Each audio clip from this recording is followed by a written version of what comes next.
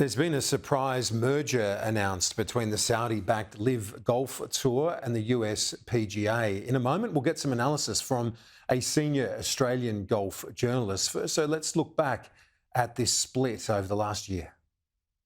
Welcome to LIV 2023, our first official full... First they split the sport, now they've taken it over.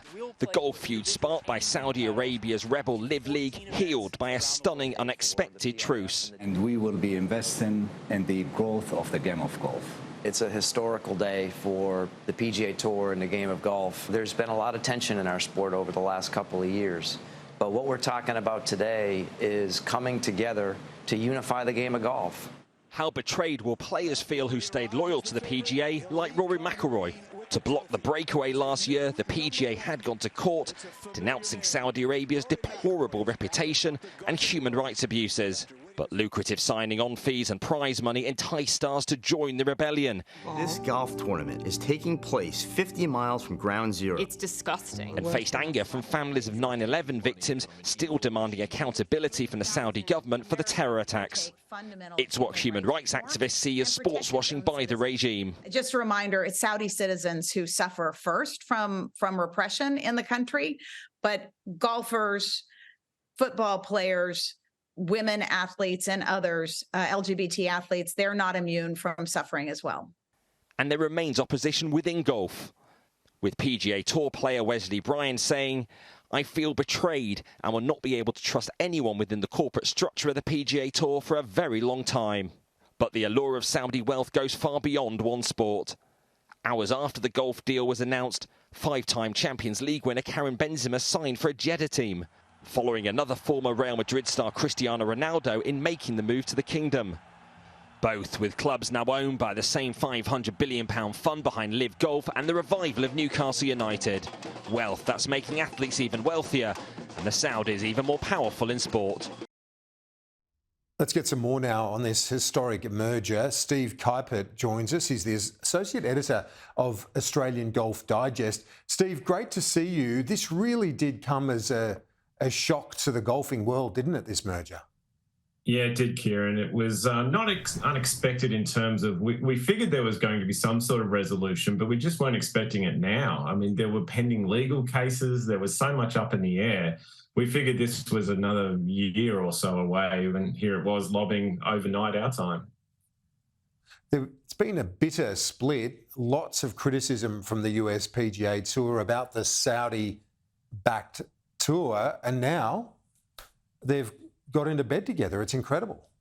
It is. It's a stunning turnaround, and to see the two of them sitting there in that interview like they were old friends was just extraordinary in so many ways, and partly because not too many people knew about this. Like Tiger Woods, Rory McIlroy, the very top echelon of the PGA Tour were completely blindsided by this because they obviously decided we're going to keep this quiet. Only those who really need to know were clearly involved in these negotiations, and now the whole landscape of golf changes again.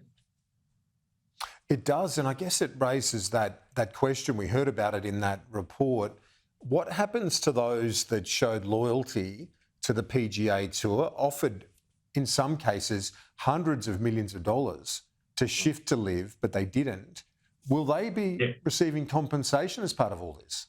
Nothing's been said, but you'd imagine something will be, because their loyalty just hasn't been rewarded otherwise. They stood firm, they stood strong for the PGA Tour. And as Wesley Bryan noted in that tweet, he said, how can you trust anyone there again? There's been a player meeting this morning, our time, in Canada. The tour's in Canada for the Canadian Open this week. And the player meeting was apparently about 90% animosity towards the PGA Tour. They're clearly angry, frustrated, and upset at the way this has been handled, and the complete backflip of their commissioner, who's just turned around and jumped into bed with the very organisation that he spent a year and a half fighting. Steve, we're just seeing these images from LIV Golf Adelaide. I was scheduled to speak to the Premier, Peter Malinauskas, today. We had a technical issue. We're going to speak to him tomorrow, hopefully, when we sort that out. But he is confident, he's spoken to LIV executives today, that those commitments made to have their tournament at the Grange Golf Club in Adelaide, the next 3 years will be honoured. I would imagine he's right in feeling that way. I mean, there's going to be a lot that has to be hashed out the rest of this year around player eligibility, who's allowed to play where, and also how the global landscape of golf will look next year. You know, which tour, which events will get which part of the calendar. But LIV has some multi-year commitments in place, and you would imagine that part of the agreement and negotiation at these tours coming together will be to honour some of the standing commitments. I can imagine we'd have a situation where the PGA Tour gets a certain section of the year. There'll be LIV events in other parts of the year, and then you've got the DP World Tour, which is the former European Tour. It's got its schedule to take into account as well, and that'll be part of the fascinating part of what happens here in the next few months, is to work out exactly how that's going to look, how the schedule will look next year, and what the players will be able to do. And Steve, potentially for Australian golf fans, this could end up being a huge win. We saw how much people embraced the event in Adelaide, and if it were to be open to, say, other players on the PGA Tour as well, that augurs well for a bright future, at least for Australian golf fans, and maybe a return to that sort of golden era when the likes of Jack Nicklaus would make their way here for events.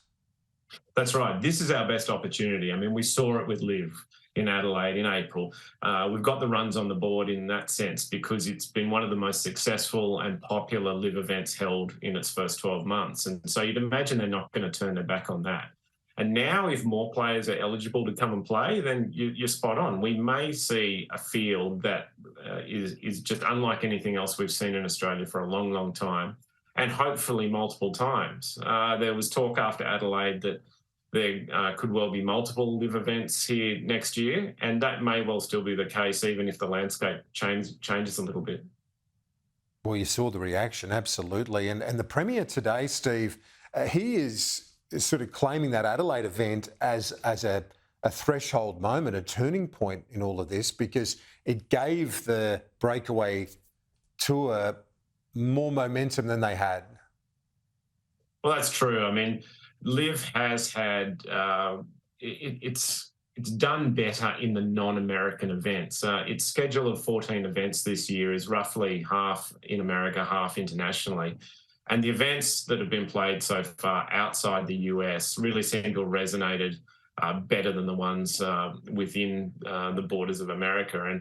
And Adelaide and Australia really embraced that event. I mean, we got a phenomenal tournament, great weather, terrific golf course, and it just really looked like a blueprint for the future. And I think there might be a little bit of political embellishment there, but I certainly think Adelaide helped LIV's cause no end. There's no question. It really gave LIV an extra boost and a real foothold in this country that has got people excited about golf in a way that maybe we haven't seen for quite some time. And so, yeah, quite rightly, I think there's some legitimate back padding in South Australia going on at the moment. And let's just hope that we keep seeing more events down here, whatever the guise, you know, whatever, whether we call it a PGA Tour event, a LIV event, or some kind of merged entity, let's just hope we get more great players and great fields coming down here again in the future. We saw the demand, as we discussed, yeah, huge demand for it. Finally, before I let you go, Greg Norman played a big role in all of this. Apparently he got no notice, or very little notice, I should say, before the merger was announced, so clearly wasn't involved in that part of the process, the big breakthrough. Yeah, Greg has seemed to be taken a slightly back seat this year in LIV, not in Adelaide for obvious reasons in his home country, but other events, it's been noticed that he's not quite the front man that perhaps he was in the beginning.